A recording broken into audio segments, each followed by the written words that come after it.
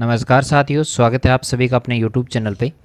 तो यहाँ अब जब हम हिंदी व्याकरण को लेकर बात करने वाले हैं, हिंदी व्याकरण के जो MCQ क्वेश्चंस हैं उसको लेके हम चर्चा करेंगे। और आज का हमारा जो पहला टॉपिक रहने वाला है वो वर्ण का टॉपिक रहेगा। वर्ण विचार हम यहाँ पे करने वाले हैं और आज से जो है वो टॉपिक वाइज व्याकरण जो भी रहेगी, वर्ण है, संज्ञा, सर्वनाम, विशेषण, क्रिया, सारा जो है वो हम लेके आएंगे और डिटेल वाइज जो है वो इसको बात करेंगे। 50-50% जो है वो हर टॉपिक के हम लेके आएंगे और मोस्ट इंपॉर्टेंट क्वेश्चन होंगे। पीछे की जो परीक्षाएं हैं उनमें आए हुए क्वेश्चंस भी इसमें शामिल रहेंगे। तो चलिए शुरुआत करते हैं आज के पहले सवाल से कि हिंदी वर्णमाला में मूल वर्णों की संख्या कितनी है। देखिएगा, हिंदी में जो वर्ण हैं उनको दो भागों में बांटा गया है। एक है स्वर और दूसरा रहता है व्यंजन।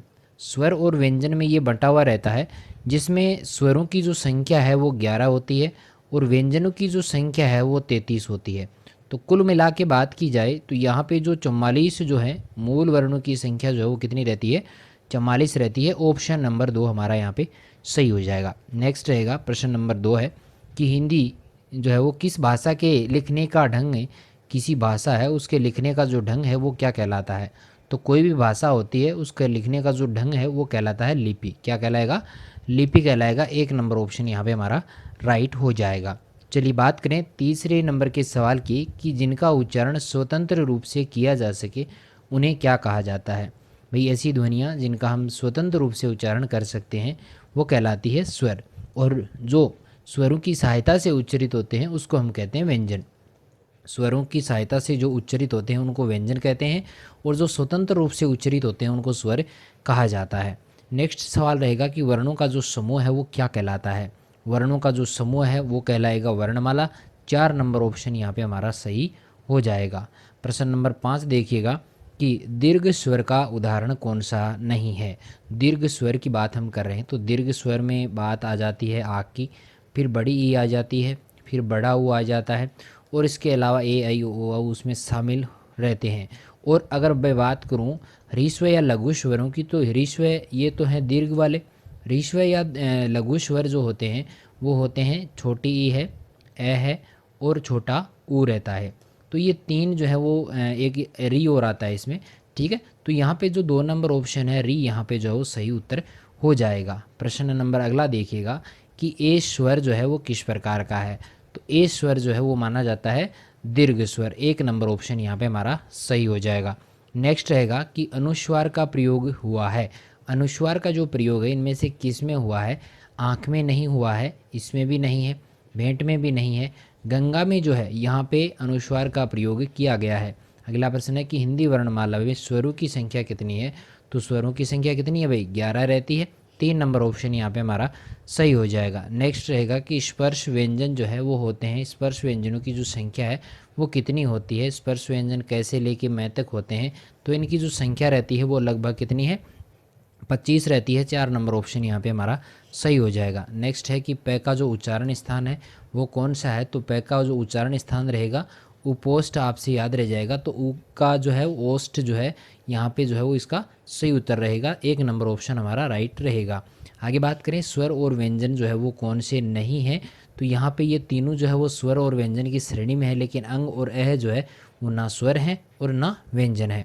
चलिए अगला है कि इनमें से नासिक के, सॉरी मासिक के नहीं, यहाँ पे नासिक के की बात है। नासिक के जो व्यंजन है वो कौन सा है। नासिक के व्यंजन जो है वो इनमें से कौन सा है। तो ना किसी का मतलब पंचम वर्ण होता है, तो पंचम वर्ण यहाँ पर एक ही है, वो है मैं।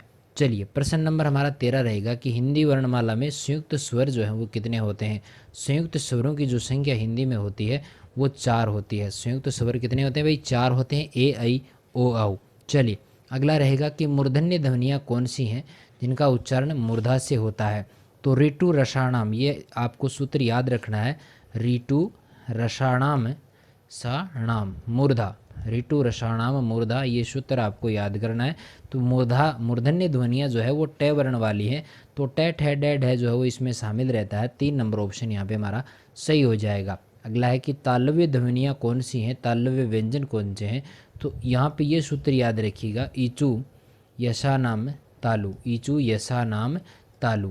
तो यहाँ पे ईचू यशा नाम, तो च वर्ण वाला, तो च छ ज झ इस 2 नंबर ऑप्शन में है, तो ये रहेंगी तालव्य व्यंजन। चलिए प्रश्न नंबर हमारा 16 रहेगा किन किन ध्वनियों को अनुस्वार कहा जाता है? ऐसी कौन सी ध्वनियाँ हैं जिनको अनुस्वार के नाम से जानते हैं?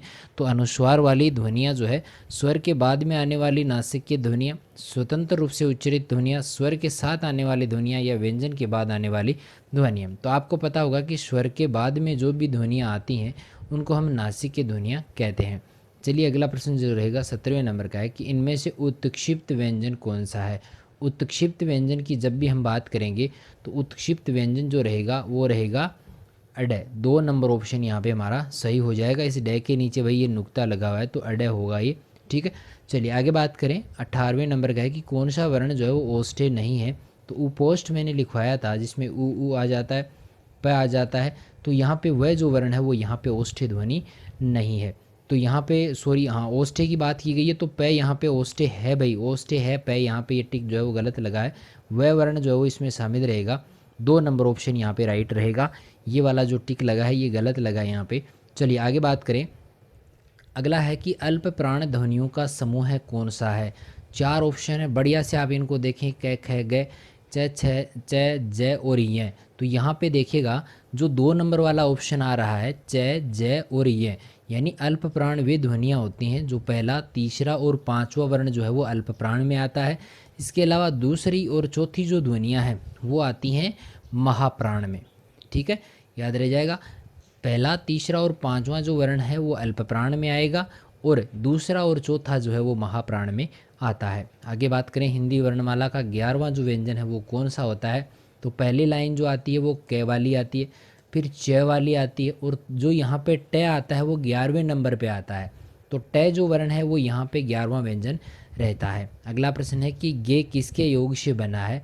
तो ज प्लस ये के योग से बना है। 4 नंबर ऑप्शन यहाँ पे हमारा राइट हो जाएगा। अगला देखिएगा कि यहाँ पर किस क्रमांक में सघोष व्यंजन है? 2 दिए गए हैं, सघोष की यहाँ पर बात है। तो सघोष का मतलब है यहाँ पे जो घर्षण के साथ में जिनका उच्चारण हो, तो ये और र जो है वो यहाँ पे सघोष की श्रेणी में आता है जिसको हम घोष व्यंजन भी कहते हैं। प्रश्न नंबर अगला रहेगा कि उच्चारण की दृष्टि से कौन सा वर्ण जो है वो तालव्य है? तो ईचू यसा नाम तालु, तो ईचू यसा नाम च छ ज, तो यहाँ पे ज जो है 2 नंबर ऑप्शन यहाँ पे हमारा राइट हो जाएगा। अगला है कि किस क्रमांक में अंतस्थ व्यंजन है? तो अंतस्थ व्यंजन कौन से होते हैं? अंतस्थ व्यंजन 4 हैं अपने, य, र, ल और व, ये 4 जो हैं वो अपने अंतस्थ व्यंजन माने जाते हैं। तो यहाँ पे हमारा 2 नंबर ऑप्शन जो है वो राइट हो जाएगा। अगला प्रश्न है कि किस क्रमांक में स्पर्श व्यंजन नहीं है? कौन से क्रमांक में जो है वो यहाँ पे स्पर्श व्यंजन नहीं है?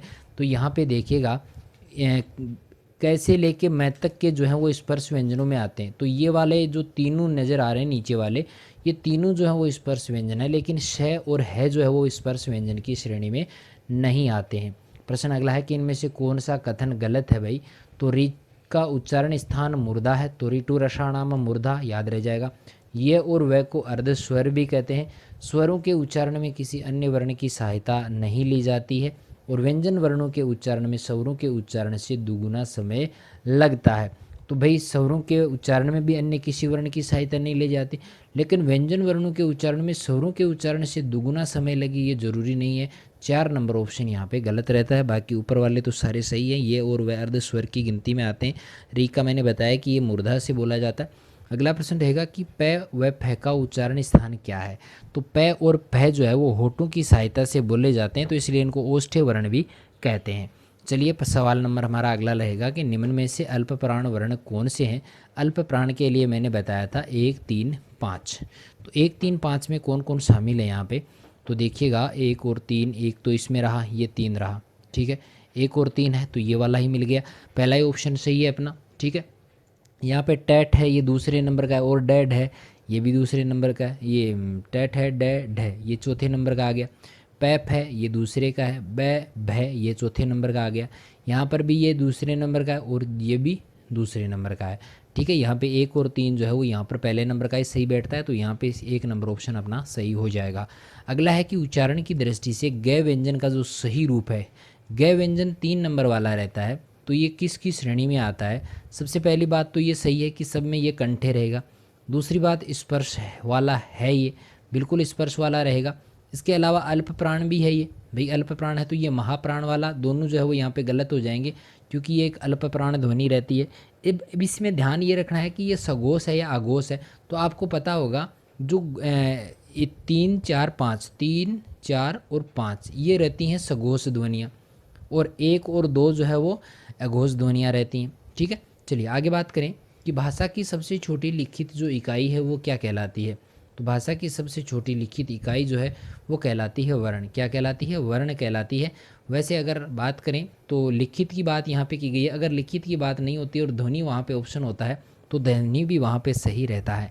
चलिए अगला प्रश्न है कि बाह्य परिवर्तन के आधार पे व्यंजन के कितने भेद हैं। तो बाह्य परिवर्तन के आधार पे भेद हैं 2। कौन कौन से हैं? एक अल्प प्राण है और एक महाप्राण है। ठीक है, चलिए आगे बात करें कि जिस स्वर के उच्चारण में 2 मात्राएं लगती हैं उसे हम कहते हैं, 2 मात्राएं जिसमें लगती है उसको कहा जाता है गुरुवर्ण। किस नाम से जानते हैं?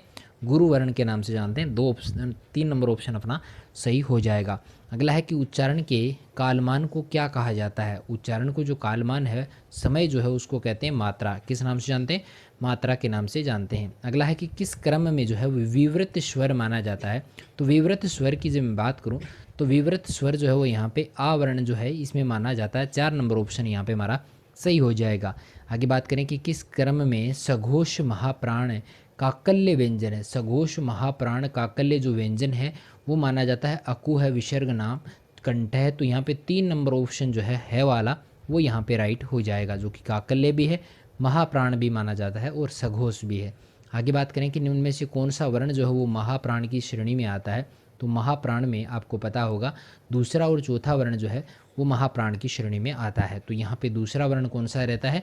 ख जो है वो यहाँ पे दूसरा वर्ण रहता है। चलिए आगे बात करें कि यदि नीचे का होठ पूरी तरह से काट दिया जाए तो किस ध्वनि के उच्चारण में जो कठिनाई होती है। यानी पैसे लेके मैं तक के जितने भी उच्चारण है वो इनमें नहीं हो सकते। तो यहाँ पे 2 नंबर ऑप्शन जो है वो यहाँ पे बैस जो है वो सही आ रहा है। अगला जो रहेगा कि उत्क्षिप्त ध्वनि जो है उसका प्रयोग हुआ है। किस में हुआ है भाई? यहाँ पे पहली बात तो ये कि ढह के नीचे जो यहाँ पे नुक्ता लगा हुआ है। ठीक है, नहीं लगा होगा। चलिए आगे बात करें, यहाँ पे जो है इसका सही उत्तर जो रहेगा वो पढ़ाई रहेगा, क्योंकि उत्क्षिप्त जो ध्वनि है वो पढ़ाई में ही आई है, क्योंकि इसी के नीचे नुक्ता लगा हुआ है। 3 नंबर ऑप्शन यहाँ पे हमारा राइट हो जाएगा। प्रश्न नंबर अगला देखिएगा कि स्वर रहित र का जो प्रयोग है वो किस में हुआ है। ट्रक में स्वर रहित नहीं है। निर्माण में जो है वो र आधा है, ये सही है। इसमें र आधा नहीं है, इसमें भी पूरा है, इसमें भी पूरा है। लेकिन यहाँ पे पुनर्निर्माण में जो है आधे रे का प्रयोग हुआ है। तो यहाँ पे 2 नंबर ऑप्शन ही हमारा राइट हो जाएगा। अगला है कि द्वित्व का प्रयोग किस शब्द में हुआ है। द्वित्व का मतलब होता है जिसमें 2 व्यंजन हो। कितने व्यंजन हो? 2 व्यंजन जिसमें होते हैं उसको हम कहते हैं द्वित्व व्यंजन। तो द्वित्व का देखो यहाँ पे सेम आ रहे हैं दोनों, ये भी सेम है, यहाँ पर ये भी सेम है। लेकिन ये बलगा जो शब्द है 3 नंबर वाला, इसमें 2 व्यंजनों का प्रयोग यहाँ पर किया गया है। आधा ल और ग इसमें शामिल है। अगला प्रश्न है कि निम्न में से कौन सी बात यहाँ पे गलत है। सबसे पहले बात करें, ध जो है वो सघोष महाप्राण दंते है। ब जो है सघोष ओष्ठे महाप्राण है। च जो है अघोष तालव्य अल्प प्राण है। ख जो है कंठे महाप्राण अघोष है। तो यहाँ पे सही उत्तर जो रहेगा, गलत की बात की गई है तो च जो है वो अघोष तालव्य और अल्प प्राण इनमें शामिल नहीं है। अल्प प्राण है भाई, ईचू यशाणाम तालु ये भी है, लेकिन ये अघोष ध्वनि नहीं है, सघोष ध्वनि है। इसके अलावा बात करें तो ध में जो है ध सघोष भी है, महाप्राण भी है, दंते भी है। बैग सघोष भी है, ओष्ठेव भी है और महाप्राण भी है।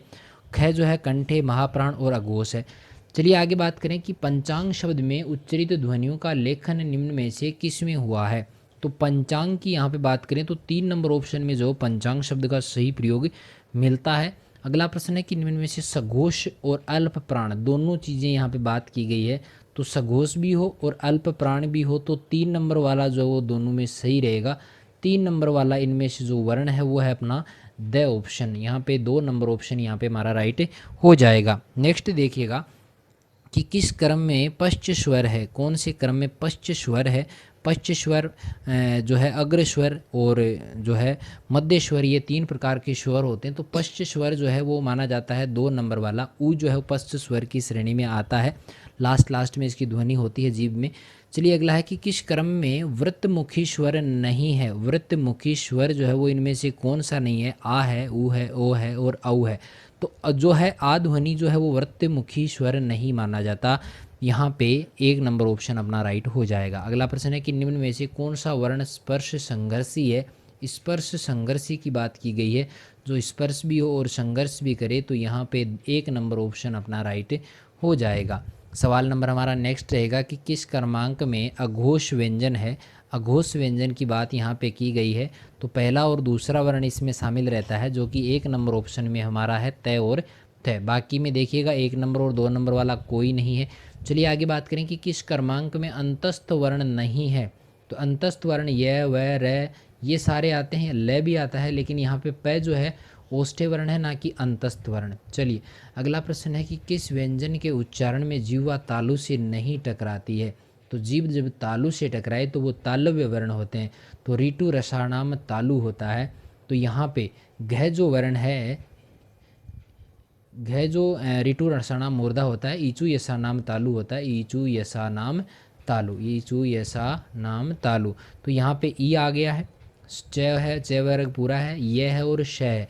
तो यहाँ पे घ जो वर्ण है वो यहाँ पे तालु का स्पर्श जीव जो है इसमें नहीं करती है। आज का हमारा लास्ट सवाल रहेगा कि किस क्रम में अघोष व्यंजन है। तो अघोष व्यंजन आप सबको पता होगा, अघोष व्यंजन जो हो इसमें 4 नंबर ऑप्शन सही रहेगा। स और श जो है वो इसमें अघोष व्यंजनों की श्रेणी में आते हैं। आज हमने लगभग यहाँ पे 50 सवाल किए हैं, वेरी मोस्ट इंपॉर्टेंट है, परीक्षाओं में आए हुए भी हैं। सेकंड ग्रेड फर्स्ट ग्रेड किसी भी एग्ज़ाम में अगर आपके व्याकरण का टॉपिक है तो वहाँ पे ये मोस्ट इंपॉर्टेंट वीडियो आपके लिए रहने वाला है। तो वीडियो कैसा लगा है कमेंट करके ज़रूर बताना, लाइक ज़रूर कीजिएगा। मिलेंगे नए वीडियो के साथ में, तब तक के लिए थैंक यू।